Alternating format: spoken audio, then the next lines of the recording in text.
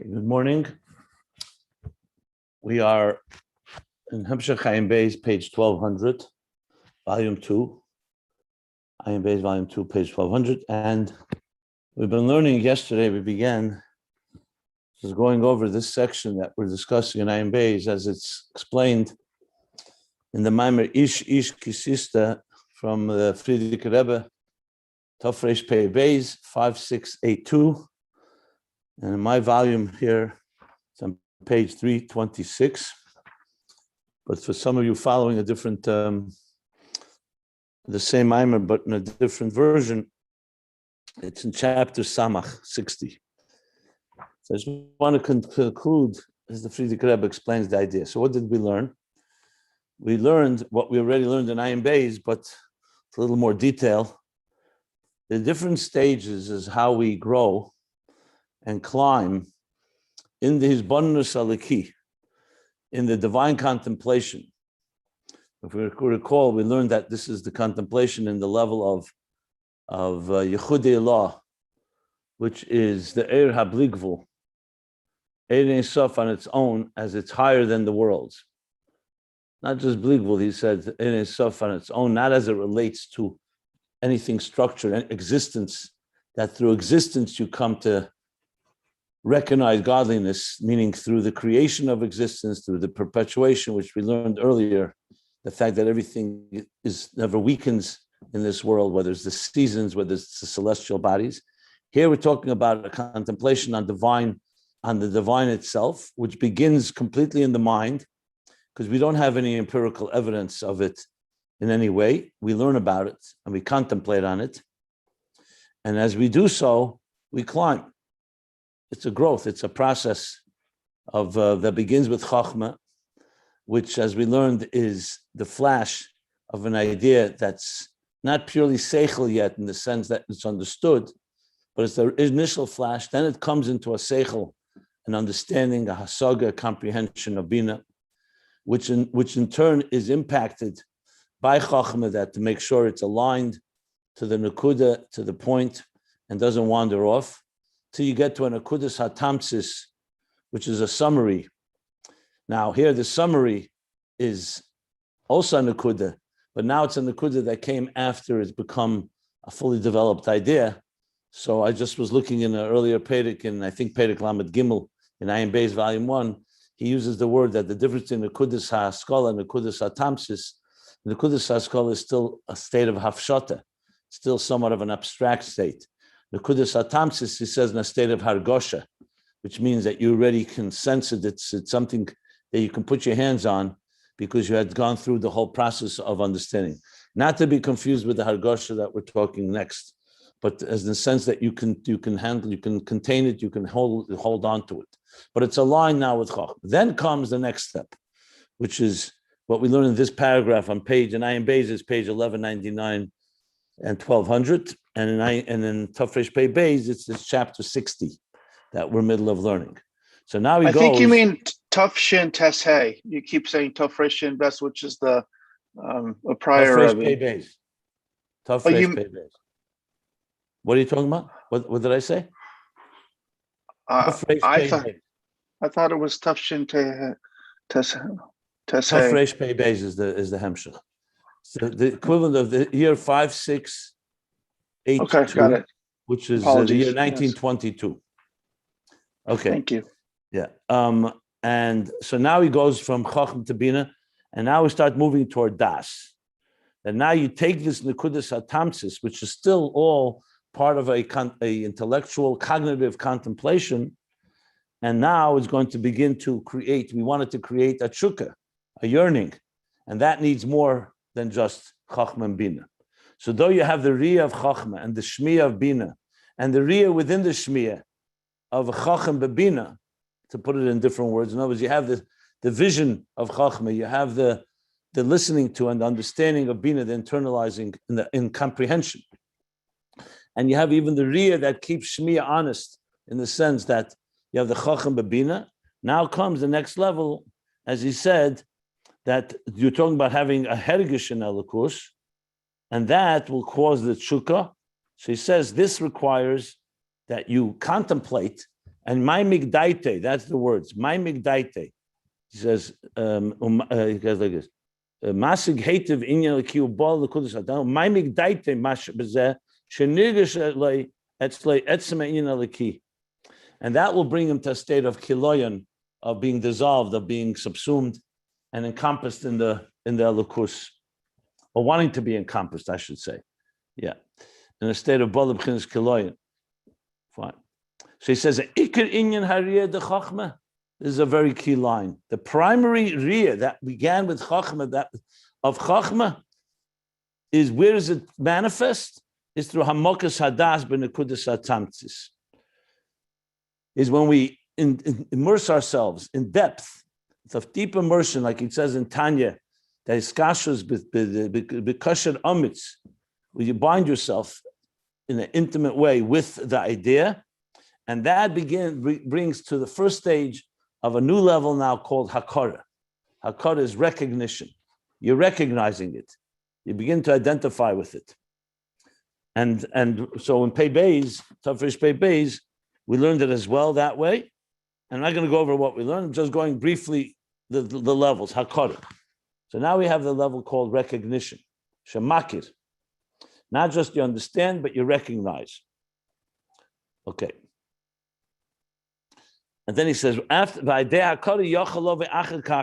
hakara, you can then come. I'm going to read in Ayin Beis the lashon. I'm sorry, in Pei Beis the lashon. That's what the hakara in. It says hu ba.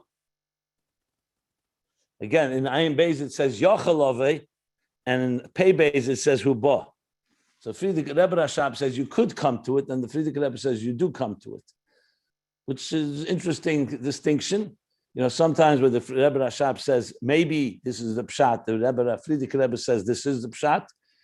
Here, it's not really only like that. He's going even further. That whether his father, the Rebbe Rashab, says yachol, he says as a fact. Now, remember, Atshaboli de Akara Se'inyan also doesn't mean that it means.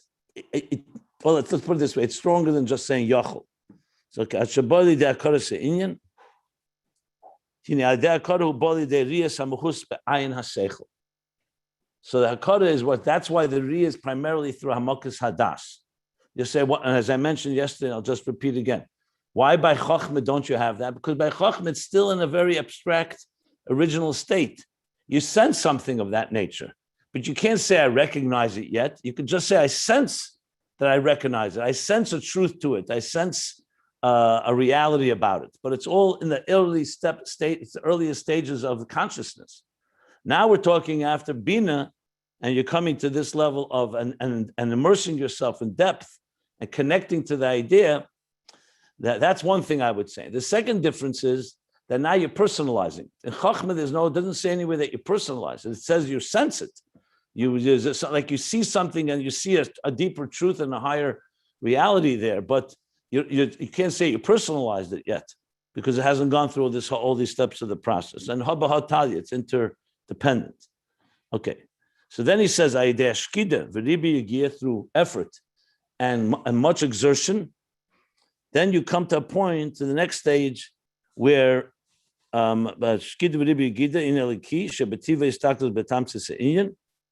okay, and that he struggles with it. He said, with them. There's a omal. There's a omal bazeh. He's really struggling. He's really toiling is a good word as well. To toil in the subject. Okay? Till you come to hakara. So hine b'meshech zman hakarase. Here comes next stage. With time, over a matter of time, over a period of time of this recognition, he comes to hisamtus. As vet nisamas be'emder inyan. Hisamtus means this is not just you recognize it, but it's becoming a total true reality for you. As we spoke about, just like this table is real to us without any comprehension or anything because we see it, you're now coming to godliness, becoming a reality of that nature. Not quite like you see with your physical eyes, not quite obviously as it will be la'asad love, when we will see it with our physical eyes as real as we see Gashmius right now, but as much as humanly possible, as much as humanly possible, will come to a not just recognition, but a total truth and reality. I mean, just to use a grubber, not grubber, but a very pedestrian example.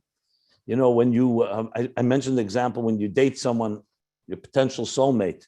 So there are stages. There comes a point where you recognize this person, you recognize the person as something you identify with, but you still haven't come to a total conviction and commitment that this person is real for you the rest of your life. So you could explain it in stages. It's just one example. I'm giving a very, very gashmistic example, but you could have recognition, but it's not yet hisamtus. Hisamtus is a total true reality. This is now real and not just recognizable or recognized. So this hisamtus, it comes after this period of time of recognition. So in other words, when you immerse yourself in recognizing something, you come to recognize godliness as something that you can identify with. Over time, you keep doing that. Over time, this recognition will turn into hisamtus. That's essentially what he's saying. It's as clear as that emerson. Now comes the next stage, in summing it all up. Hisamtus sichlis versus hisamtus in the Inyan itself. So hisamtus sichlis is a stage where you see that it becomes a reality for you, but it's still a cognitive reality. It's in your mind, you're absolutely convinced it's a fact. So it's emes, but there's one more thing. Emes, the Inyan itself is emes, or the idea is emes. So that's where he brings the next step. The emes is the emes, the etzem from the Inyan. Both again, this is both in Ayin Beis and Pei Beis. All these stages. And emes etzem shala Inyan. Okay, and then he says, before we explain what the etzem of the Inyan is, even the samtus of seichel is already what he calls at quite a high level.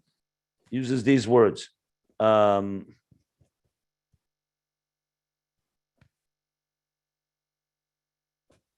words that he uses here, that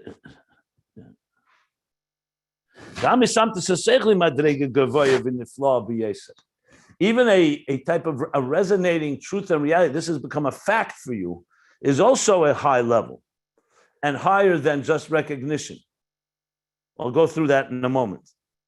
But I wanted to just read something, a line from Pei Beis, which I just want to emphasize again. He said that hisamtus aseichel, he says, makshu margish ha'inyan. He kalemish the sichli margish, his mind senses and feels the truth of it. As men nidvus, seichel nem tzudem amitis ha'inyan. And then there's the recognition of the truth of the Inyan itself. Okay. So now he goes through again the stages that hisamtus aseichel, even with seichel, is greater than recognition, which is greater than understanding. And he goes through from the bottom up as that. Just like recognition is greater than understanding, hisamtus aseichel is even greater than that. Okay. The Friedrich Rebbe added in the parentheses that the hasaga is shmiya, is listening. Hakara is riya, but not riya mamish. But it's already more than just like you're hearing and understanding of the idea. It's like gone out of the domain of shmiya alone, of listening alone. But it's not riya brura dayan, because you're only knowing the idea. It's still a yediyah. So then comes hisamtus.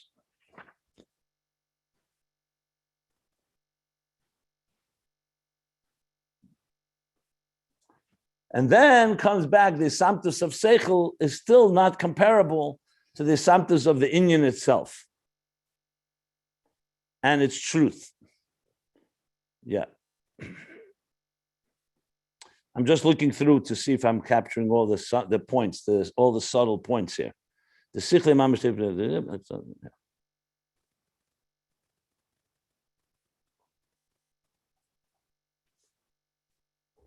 Now again, distinguishes between hasaga and hakara. He says like this.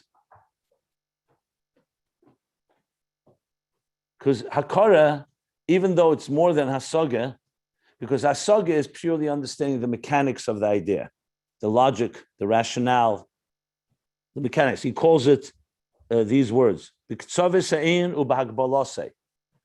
words, understanding and appreciating the parameters and the structure of the idea. So that's very much Bina. That's Bina in its purest form. Because Bina details everything. It breaks it down to detail. It's like when you have a business plan, or in any place where you're really explaining something, the center of the business plan, not the beginning and not the end, not the Nekudas HaSkala, not the Nekudas HaTamtzis. What does it really do? It fleshes out. Like someone will say, okay, I like your idea. Give me the details. And you start breaking down the details. Every detail has to be accounted for. That is Asagir, like he says. That's the details. Hakara is B'dakas Yeser, the Makire that is recognizing. So someone after the details comes to the summation, the Tamtzis, but then he comes to our recognition that he recognizes, yeah, this sounds and feels, I identify with it. Then comes his Samtus of his Seichel, his Samtus Asichlis, and then comes his Samtus of the thing itself. Samtus Sichlis says, not just I identify with it, I recognize it as a fact, it's a reality. And then in reality, not just with your mind, but you're actually ready to sign a check. It becomes something that you're totally committed to because it's not just the Samtus B'Seichel, it's now the Seichel has begun to recognize something that's higher than Seichel. Like we said, both in Ayin Beis and Pei Beis, that's where we more or less stop. That's what I'm going to just go over now. He says that because Hanocha B'Sichle, the Legan Seichel, Etzem Ein Aliki, is Amayla Harben B'Chinas Akara, right? And it's higher than Samtus and Seichel, Hanocha B'Seichel, Mashal Amayla Min HaSeichel Legamri. Okay, that Seichel now is sensing a truth that's higher than Seichel, because Seichel itself has its defined parameters. Seichel is, like we said, Hasag, understanding. You come to recognition, fine. That's still it's outside of pure understanding, but still in the world of Hasaga. We come to Hisamtus, you come to a sense of a truth. Like I said, like Seichel will say, yes, I appreciate and recognize that you love somebody. But it's not like I can wrap my head around it logically. So it's not based on it's not a logical equation, but it doesn't mean Seichel can't appreciate it. And that's where we come to that Seichel is not just a keli for this L'mayla M'Seichel of Elikus, but it's a keli pshuta. So it's a keli in one hand, it senses and relates to it, but it's not a klei makabel, like we said, that's commensurate to it, where the Seichel can hold on to it in a cognitive fashion. Yeah.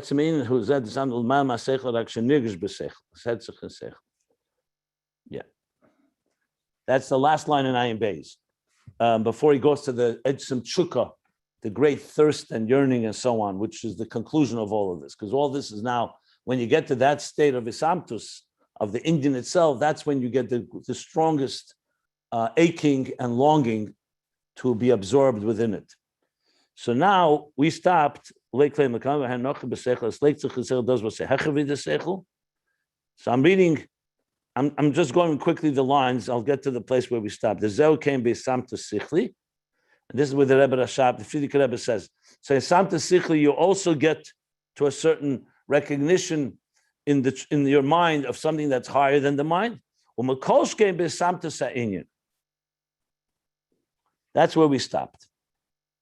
So the Frierdiker Rebbe simply adds that this idea of the Seichel, more than recognition, there's the Samtus Sichli, that the mind recognizes something, and then there's in Samtus Sichli, it recognizes it on a cognitive level, and then comes the highest level here, the Samtus of the thing itself. In this case, not just the concept of godliness is right, but also the reality, godliness itself is real by him. And I explained yesterday an example of the difference, that you can be completely absorbed and know, not absorbed is not the right word I wanted to use. You can be completely cognizant and aware that God is standing, Hine Hashem Nitzav Alav, God is standing right near you, and watches and sees every move and every quiver of your being, and yet you could still behave in a way that's as if God's not standing there. Why? Because in your mind you understand it. Not just Amunah, you understand it even. You understand that God is everywhere and so on. The level where you feel that godliness is actually there, which actually affects you, would be that you recognize not just that the concept that God is there, but you also sense it in a truth, a reality, that God is actually there, not just as a concept. So in that sense, that's the, so it says, Mekolshkein b'samtus ha'inyan. So the addition of the Frierdiker Rebbe here is that in Ayin Beis itself, it's not necessarily so clear that this recognition of that Seichel recognizes something beyond Seichel is also in the Samtus HaSeichel. Makes sense. The Frierdiker Rebbe spells it out. But obviously, we're always leading toward the ultimate, the Samtus of the Inyan itself. So now I'm going to read from that line. By me, the line begins, Sichli, u'mekolshkein b'samtus ha'inyan. So I'm going to continue from there, try to finish now, to the end of this paragraph. And just bear in mind, because this Maimer is, remember, follows many Maimarim before it, there are some things the Frierdiker Rebbe is going to introduce here that are not from Ayin Beis, at least not in this section, because it's part of his Maimer. So he's using the Ayin Beis to build a case that has a somewhat of a different plot. We're learning the sections that overlap, but there is more going on in Pei Beis. So you're going to see a reference here and there. So don't be disturbed. I'll point it out. It's not like he's adding to the Ayin Beis, it's he's connecting it to the themes that are discussed. Remember, this is the 60th chapter of a long Hemshech. So it's his own Hemshech. This is a Hemshech that is, I believe, a Pesach Hemshech, if I recall correctly. Maybe not. But yeah, I think it's a Pesach Hemshech. No, starts earlier. Maybe it is a Pesach, Matzazu. I'm just looking here at this Hemshech of the Frierdiker Rebbe. Wow. By the way, this Tafresh Pei Beis that we're learning was discovered recently. It was in the library, in the Schneerson library in Moscow. So we never had this Hemshech till approximately 10 years ago, or 11 years ago, Tafshin Ayin. It was discovered in that library. So we had some individual Maimarim discourses from that year, but it was just a few. So this whole Hemshech. The Rebbe didn't see it? Excuse me? The Rebbe did not see it? He may have seen Hatokas from it, but he never printed it, never had it. He may have seen it back then. I don't know. It's hard to say. Doesn't refer to it.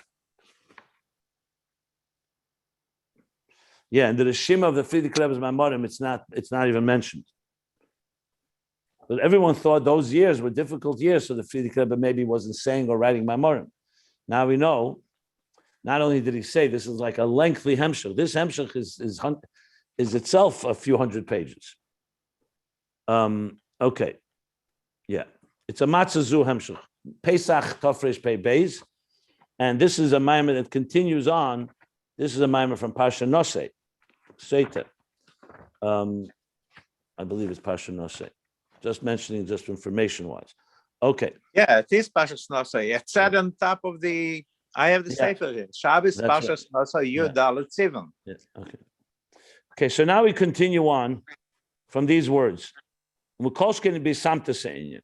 So here's what the Rebbe Rashab said by samtus ha'inyan. He hanocha b'seichel mashalamayla min ha'seichel. The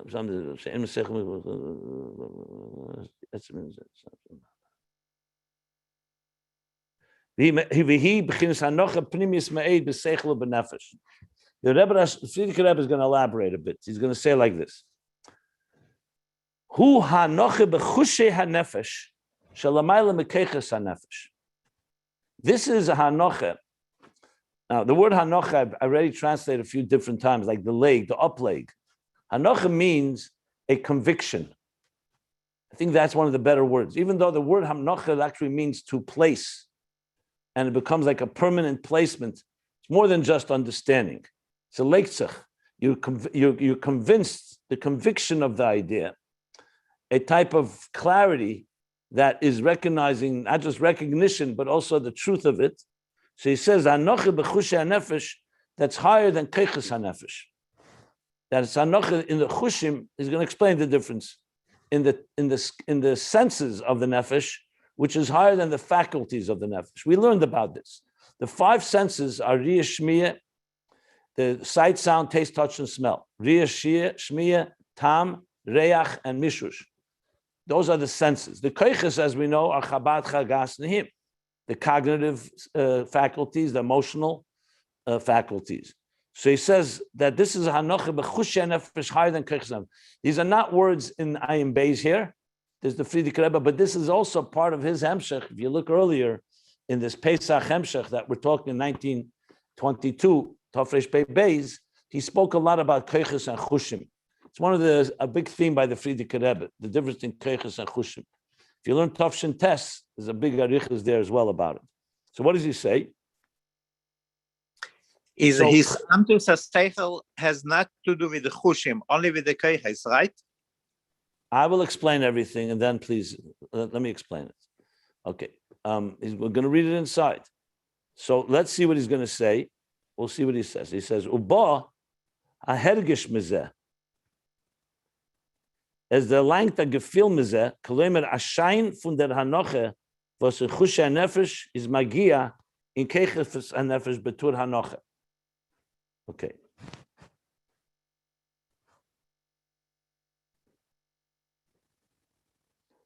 So these are words that are, as I said, exclusive to Tafresh Pei Beis and relate to some of the subjects that he spoke about earlier. So let me explain the difference between a chush and a koyach. The koiches hanefesh are faculties that are essentially the instruments that we use to process anything. Whether it's the processing, cognitive processing, you use chochma bina das as we're learning, or emotional processing, that's midas. You're attracted to something would be chesed, you're repelled by it would be gvura, or in different terms, chesed is hashpa, gvura is discipline, chesed is giving, gvura is discipline. Midas, each midah has its function and its tool. It's an instrument of expression and processing and expression. What about the chushim that we have? When we say we see something, we hear something, or we smell it, we taste it, or we touch it. How does that, why is that not, why don't we call it 15 koiches? We have 3 cognitive, 7 emotional, and 5 other faculties to experience life.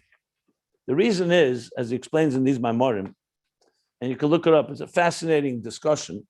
Chushim have a very different role than the faculties. Chushim are not processors. They experience things. When you see something, and if you didn't have Chabad and Chagas and Nihim, if you didn't have Seichel Midas, you'd see something, that would be it. Sight doesn't process. Sight is an experience. You see something. Or let's go the other way around. If you had faculties, if we had faculties and we didn't have Chushim, Chaz v'Shalom, so everything would be either with your mind or with your emotions. You wouldn't see the world around you, and you wouldn't hear it. So you'd really be self-contained. You wouldn't be able to experience life as we know it. A different way of putting it is that the koiches hanefesh really are all internal. They're all about you. You're processing. It's true to have chesed, you need someone to do chesed with, but still chesed is a faculty of the human being. You could right now have awakening inside of you that I'd like to do kindness. To actually do it, you need someone to be kind to. But it doesn't mean you can't feel kind to something or feel the emotion of kindness. When it comes to the chushim is they're only channels that interact with the world around us. Let me put it a different way. If you closed your eyes and you closed your ears and your taste, touch, and smell, what would remain? Remain you alone with your mind and your emotions. That would be it. You just wouldn't be interacting with the world around you.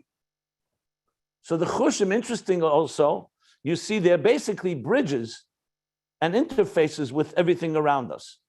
The koiches hanefesh are bridges in the sense that you can process, but they're really more internal. So the chushim, on one hand, don't have the same firepower, so to speak, as the koiches because they don't process, but they have, on the other hand, far more impact on you.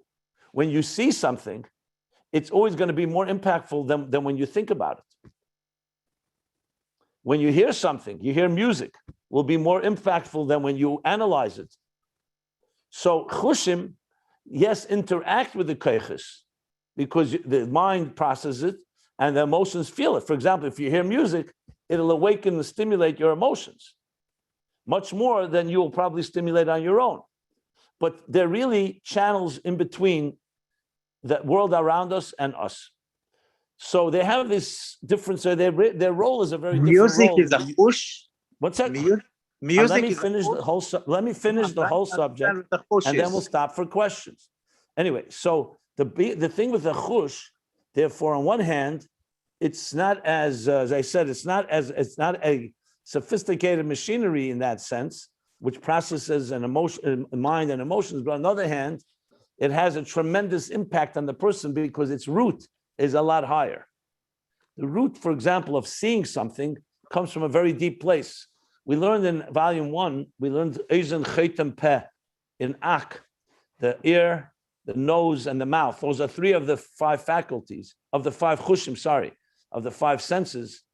It's missing smell, but he's learned about smell as well.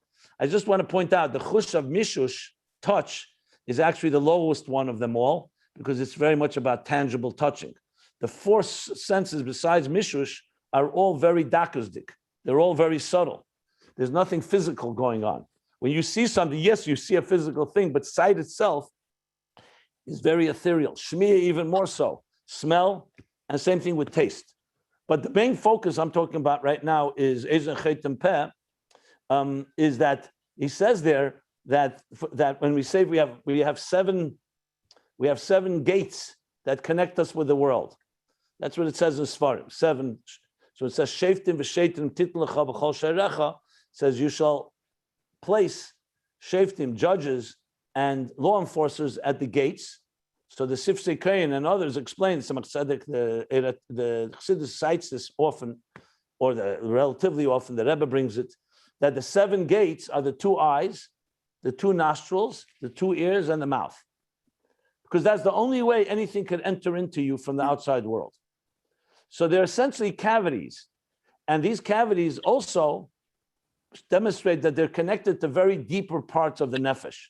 That's why they stimulate so powerfully. Like, for example, we learned about reach, if you remember, bakteris and reach, that it's neshama nenis memena. That smell is something that the neshama relates straight to the neshama. And the same thing is with the other chushim. So they have much deeper connections. So what the Frierdiker Rebbe is saying here is the following, that when you come to recognize, well, I should go further, when you come to recognize and the conviction of a total truth of something, you could have it in seichel. We said hisamtus in seichel, a cognitive truth. You could have hisamtus ayin, that the thing itself is true to you. So he's saying that truth is deeper than the seichel. This is touching the chush of the person, that you sense it as if you sense it with your senses, not just with your faculties. Because faculties, at the end of the day, are still faculties. You can't really say riyah. Riyah, when we say chochmah is riyah, we're saying the riyah ba'ayin, the riyah ba'ayin haseichel. So what he wants to say, that you're going even deeper, that is the deepest level that the cognitive can come to sense something, as if you're sensing it with your own very senses. So when a person sees, let's say, a beautiful piece of art, or they hear a beautiful piece of music, and you sense the truth, we're not just talking about that you appreciate it. It so resonates with you that it touches you in the deepest possible way, the truth of it. So this is more than just, he says, the truth. It's not just a seicheldika truth. It's not just your mind has come to appreciate it and recognizes that this is a fact. It's not just it's a fact in life. It's a reality, but it's also, in a sense, there's also a sensory reality, or if you want a sensual reality, that he's referring to here. So what he's introducing is, he's basically saying that which the Rebbe Rashab calls hisamtus aseichel is hisamtus in the keiches, and what he calls hisamtus in the ha'inyan is hisamtus in the chushim. That's what it looks to me like. You could say that he also hisamtus aseichel has an element of chush, but I think that's not what the Rebbe. We'll read it inside to make sure. So what he's saying here is that anoche bechushe hanefesh l'mayel mekeiches hanefesh. It says now in Yiddish, uba hergish mezeh. And then when you have that type of conviction in the chushim, in other words, your senses themselves are very sensing the truth of godliness in this case. As der length a gefühl mizeh. That this feeling, this sense, a shine from the anocha, it shines. A shine in Yiddish means it shines. That this clarity and conviction that you have in the senses shines from this anocha, from this conviction, versus chusha nefesh, that you sense in your, that you sense and feel in the senses of the nefesh, is magia and keches nefesh betur hanocha. This reaches and touches the mind itself, that the mind should also experience this type of reality. So it's essentially the bridge. You know, if you think of it this way, when you look at an awesome sight in nature and your chushim are touched by it, they feel it, they actually sense it's the reality of this. This doesn't mean it has anything to do with seichel. This can be a complete sensory experience that does not necessarily travel into the cognitive level. But here he's saying that it does travel, because remember, it all began with a hisbonenus. We began from the bottom up. We began to contemplate. The contemplation led, Chochmah led to Bina comprehension. It led to a summation, a clarity. Then it led to recognition.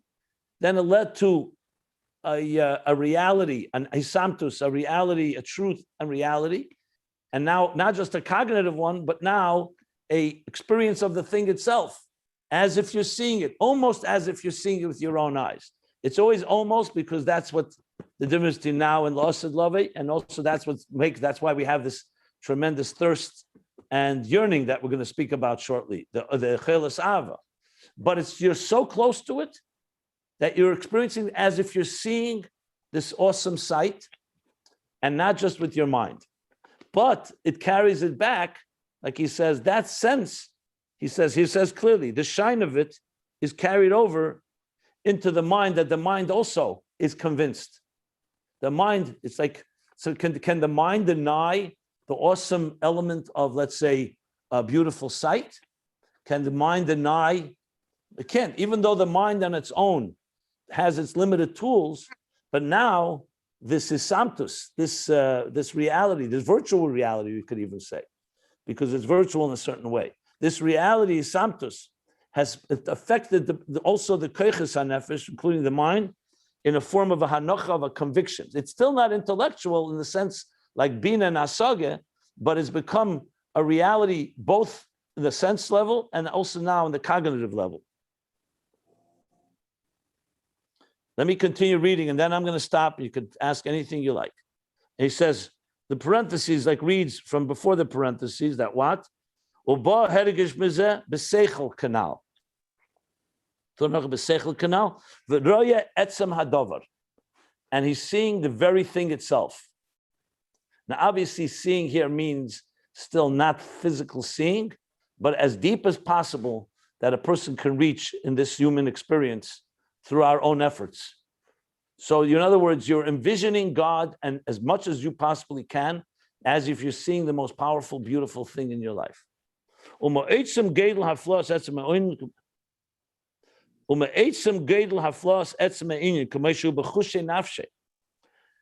the Eitzem Geidel, from the intensity, it's even more than that, from the awesome intensity of the great hafla, wonder, or awe of the Eitzem Ayin, the Eitzem Ayin here, the Eitzem Ayin of Elikus, Kameshu b'chushe nafshe, as it is in the senses of his nefesh, not just his faculties. Umagia mizeh ha'ora, a shine, and from this, a shine, a reflection comes from this. Behergish sichle, in the feeling in his hergish sichle that he senses it in his mind. V'roya etzem ha'inyan kameshu, and he sees the etzem ha'inyan the way it is, in its purest form, as much as possible that a human being can do with their faculties and their chushim and their senses. So now, from the lack, from the fact that now he senses the inability of having the revelation, and heder hasba, he's not filled, he's not sated. He's unable to, now that he sees it so closely and experiences it so closely, and yet he's unable to quench his awesome thirst. The Eid. And furthermore, and this became even stronger once he saw it. In other words, there's a thirst, it becomes even greater because once you have that visualization of it, that causes even a further greater thirst. This again is additions from the Frierdiker Rebbe, just building the case even more than the Rebbe Rashab did. The way it is,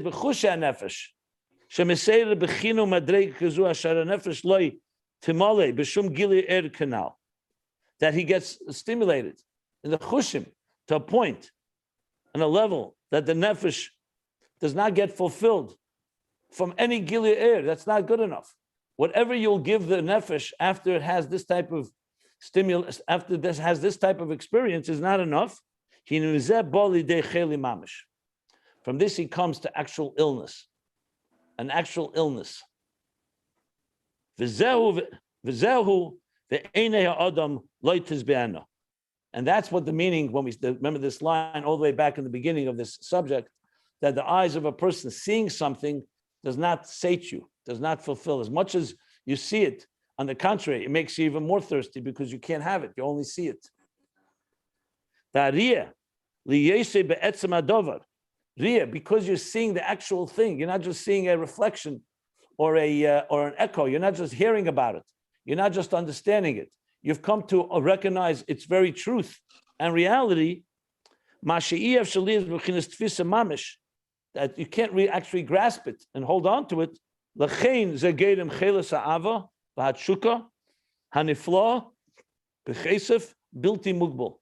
That's why it causes this love sickness and the yearning, the awesome yearning, an unlimited longing or aching in the love b'chol meidecha. Okay, these are words from the Maimer of Tafresh Pei Beis. You won't find the Ayin Beis, not because he's adding explanation, because it's part of the context of the Maimer. Now, the next few lines is also from this Maimer. I'll read it simply. I don't want to skip. The Maimer talks also how the Nefesh Habamis adds to this thirst, because this thirst is from the Nefesh Elikis alone in its contemplation.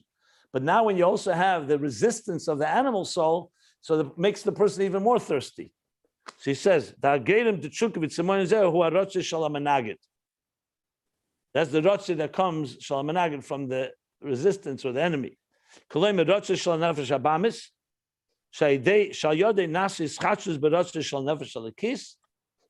in the Maimer, he talks about the rotze of nefesh habamis, is the nefesh habamis is involved with matters of the world. But still, it can be caused, it creates a rotze, because a person doesn't want to be involved in that.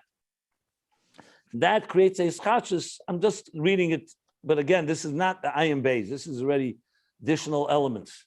So this creates an even deeper rotze of the divine soul. That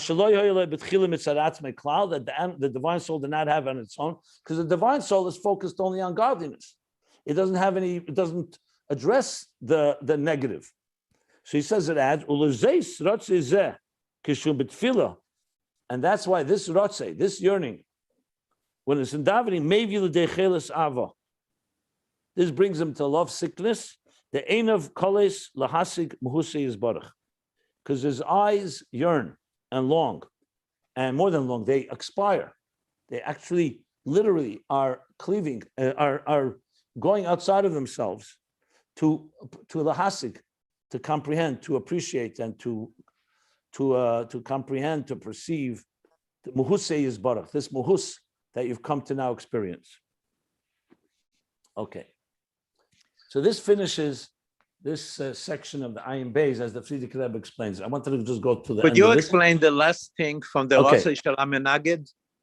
I don't want to, because it's really not negate to Ayin Beis. If you really want it, I would go back to Pei Beis and learn the earlier Maimorim about it. No, but what's here? Why the Nefesh Elikis mitzad atzmo? Why the Nefesh Elikis needs a schachus? So I told you, if you're really eager to know, I could refer you exactly where to learn earlier in Pei Beis. That's what I would recommend. I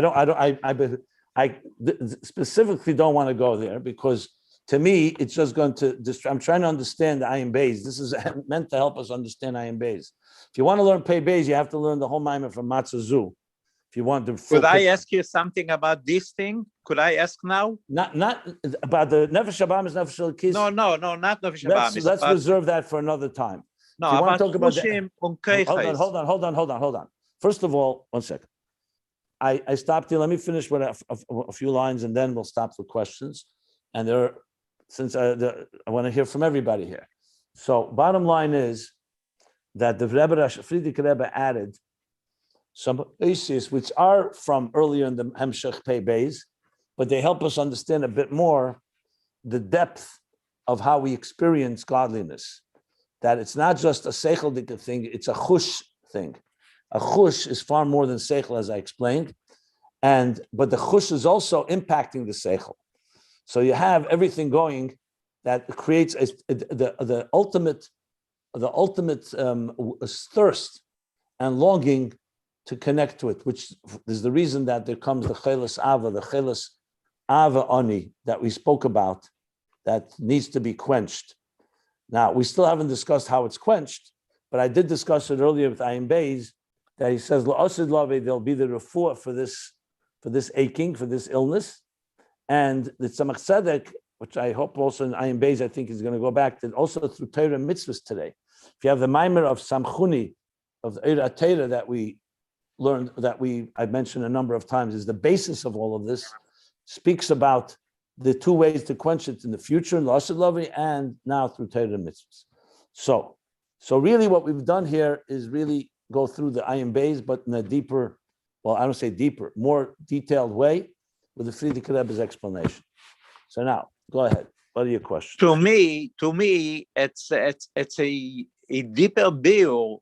I never understood exactly the meaning of chushim. Now I hear the very much clear thing.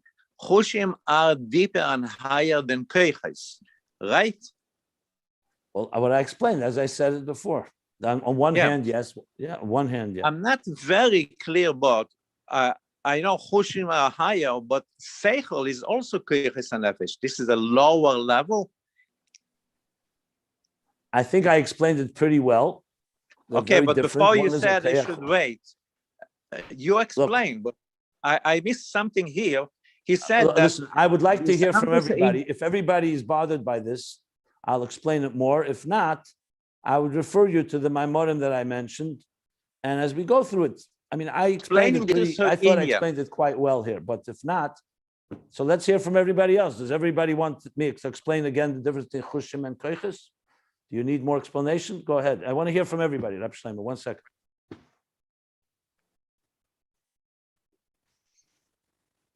Anybody else here? Nobody's commenting? Okay.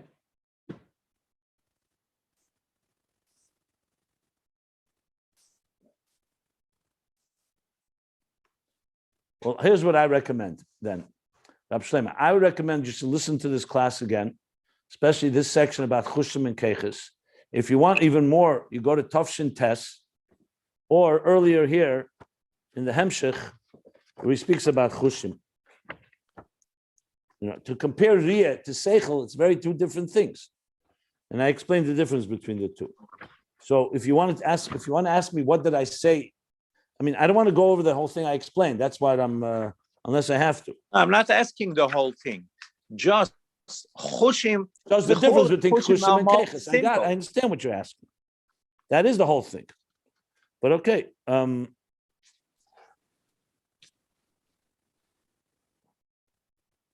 Rabbi said why Riyah is different than Seichel? We're in Tafshin Tes and we're in Pei Beis. Since I want you to do a little work on your own, why don't you go on the back of each one of them? There's an index, and it tells you where exactly when you look up the index. You want me to do it for you? I could do it for you if you like. I look it up. You can't look up an index in the back of the book? Okay, no problem. Thank you. I'm looking right now. Page 243 and page 309 to 312. 243 is in pay base. Yeah, and more importantly, 309 through 312. Shin Tes to Shin Yud Beis. Thank you. That's in pay base, both of them, right? Yep, You mentioned Tafshin Tes also. I know. Tafshin Tes I don't have in front of me. Okay. Thank you very much. If somebody There- could put up those pages on pay base, I looked at my Sefer Memorim, Rabbi, and it was pay base, pay gimel, and I couldn't find it. It didn't I go just up to gave a that. whole discussion that it wasn't around when they printed it. Oh, I was see. printed recently. It's a new so Sefer it's- Memorim. Here it is. Only Yeah, Tafresh it's a Pei new Beis. one. It's Yeah. brand new. 10 And years, it's only 11 years old to be exact. brand new. Okay. Only pay base? That's what it is? Okay, this new Sefer. And also Tafshin In Tes he Tafshin talks Ayin. about it. It could be the Tafshin Tes is actually a reprint from Pei Beis, maybe not, I don't think so. If somebody has the new Sefer and they could put up those 2 or 3 pages, 5 pages would be appreciated. Otherwise, I'd like to go and buy that. If any has, I think Rabbi Weingarten put it up or something. Maybe he could put up those 5 pages or so. It's on lahak.org. Yeah, Lahak.org. Yeah, but That's that's a different mimer. You're gonna have to find, and there's individual contrasim. You need the Sefer. Because the individual contrasim is each one is a separate mimer. Why don't you go to HebrewBooks.org and look up Sefer Mamam Tafresh Pei Beis? I'm almost sure it's there. There you have the full book. It said here, Yoitze le'oyer b'pa'am ha'rishona miksav yad kodesh. And the printed book. But it's the first time comes out miksav yad kodesh. Right. I have a question, or are you still continuing on that? I want a separate question. Go ahead. Ask your questions. When you said there's 7 gates, the 7 chushim, the 2 eyes, the 2 ears, the 2 nostrils, and the peh. What about touch? I mean, there's I 5. spoke about touch is usually not referred to because touch is considered a different type of sense. It touches a sense that really is not a cavity that goes It's in called and out. chush hamishush. Chush hamishush. That's touching. I just said chush mishush. The Rambam says it's not considered because it's a lowly sense. Secondly, in our context, we're talking about sha'arim, gates. A gate has to be able to go in and out. Mishush doesn't have in and out. Mishush, you touch something. So it's a chush, technically it's a chush because you can touch it. So you sense something when you touch something. And we know touch has power. But in the context of a gatekeeper or a gate and a gatekeeper, it's what goes in and out are the eyes, the nose, and the mouth. Well, so 2 points on that. One is, the main one But would as be, you know, it's quite tangential to our discussion of obviously in Ayin Beis, just for the record. but Go getting ahead. back to the Avas Cholas Ava, you know, it seems to me that you see something that you really want and you hear about it, then there's a level where you can actually embrace it. I mean, Tanya talks about embracing the king, which is the chush of touch, of embracing, which is a way of really fulfilling in a lot of ways that Cholas Ava comes through an embrace, which is the chush of touch. So it would seem like that would be a critical aspect of being able to. No, this is what you're doing is over processing and not appreciating what he's saying here right now. If you read what it says, you're processing your own ideas here. This is really nothing to do with the mimer here. He's making it very clear that we do not have the capacity to see God in a reality today, that it should be a reality as Gashmias. You yourself brought the Barditchever's line that he puts Elam Haba in books and reality, Elam Haza is in Gashmias. We have Elikus is Bischachus and Elam is Bepshitus today. So when you do his bananus, the whole point here is that we're living in a material world. We're materialistic creatures who are trying to have some taste of godliness. He's giving us a whole system of how to get closer to this godliness with our minds, with our chachma, bina, das, to the point of actually feeling it. When you get to a place like that and you look at materialism that you are part of, and now you're suddenly experiencing godliness the way he's expressing it here, it will create a tremendous longing and aching to the point of sickness. The Rebbe was sick because of Golus. He wasn't just looking for it. He cried over it. It affected his health, and maybe even affected more than that. So we're talking about I am a crazy tremendous. for One second, Mashiach. I'm middle of a sentence. Do me a favor. A I'm tremendous crazy for longing and Mashiach. aching as a result. A tremendous longing and aching as a result of experiencing godliness. So to right now speak about that, you can touch God. Yeah, when you do Torah and mitzvahs, it quenches some of that thirst. But first, the most important thing to capture here and to really appreciate is achieving that level of thirst. You already have a solution. Did you even reach this level of thirst before we find a solution? Most of us can't even come to close to such aching. So that's the first thing that Rebbe Rashab is trying to convey to us and help us is reach a level of aching. Then you can talk about, okay, now how do we quench it? So we're not even talking about quenching now. Right now, the key is to come to a point of what he wants to get to here is Riyah. A Riyah and Elikus, as much as humanly possible with the Ayin Haraya, that we sense and feel its truth to the point that it causes this type of thing. Remember, the theme of Ayin Beis now is coming. The whole piece was coming to how do you create this Rotze in davening? Why? Because this is what Malchus does. This is El Ishach Shukosach, where you're coming to the Isha, Eish Hey, is yearning to connect with Eish Yud. The Er HaGvul is yearning to connect with the Er HaBligvul. In Aveda, it's us in this material world, through davening, coming to ache and long and to cleave and to connect and be encompassed and absorbed in Elikus. So first we need Elikus to be that real to us. If it's not real, no one's going to ache anything. We're going to go back to our regular day and go back to our lives. That's the theme here in Ayin Beis. What I just did now is the Nekudas HaChochma to make sure the Bina doesn't wander off. So I don't want to go off. I am staying right on track with what Ayin Beis wants to explain. If you have questions about other matters, so first of all, they don't have to be necessarily connected to this Ayin Beis class. You could always ask that question separately. And secondly, even if you have, it could be somewhat distracting. I'm not saying they're not good questions. These are all good questions, but I'm trying to focus on what Ayin Beis is coming to explain.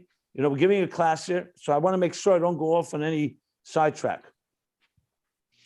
It gives a clarity what you said so beautiful now in the expression that the Rabbi said to the journalist, I am crazy, he should write down, I am crazy for Mashiach. What kind of expression is this? But you said it. Yeah. Okay. Any other questions or comments?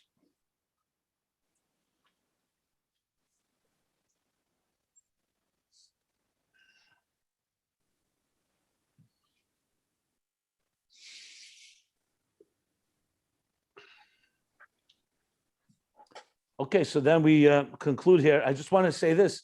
I'm not trying, Eliezer or Shlomo or anybody to shut you down.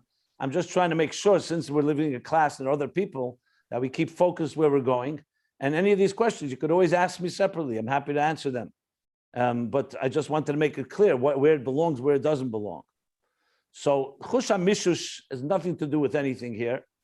And what he says in Tanya, through mitzvahs, you can grasp the king. But that's very not Eifen Riyah and not Eifen of Mamoshes. It's not in a way that we can experience it like we're talking here. Here he's talking the opposite. How do you come to a deep longing? Okay. I think that was very in light of that last point where you said that Mishus might be part of the solution rather than the longing part of the answer, which I'm maybe jumping ahead to. And I'm just thinking, for example, Simchas But it's not Torah. going to say anywhere that. No, Mishush is not going to be brought like that ever. That's not going to be the answer. That's not going to be the answer. The answer is that we're going to quench the thirst through Avodah and ultimately Lasid Love. And we will be able to then quench some of this thirst, this Chayla Sava. But I don't want to jump there. We'll get there. Okay, good. The chushim is not brought in Ayin Beis. It's a simple additional cream on the top from the Frierdiker Rebbe, because he's talking about chushim in his mimer. So he brought it to connect it to this. So it helps. But that's not where this is going to be going. We're not going to hear about chushim when we go back to Ayin Beis. So just be aware of that. It's just But to me, it was a of the help. craving. For me, it was a big a help to understand the difference between these comes to sichlis. But his goal here is to understand the inyan. craving. This is all about the chushim helps understand how much is becoming real to the person. Right. Okay. Okay, good. Thank you. Okay, good. So we will resume tomorrow and the new paragraph on page 1200 in Ayin Beis. So we'll stop here.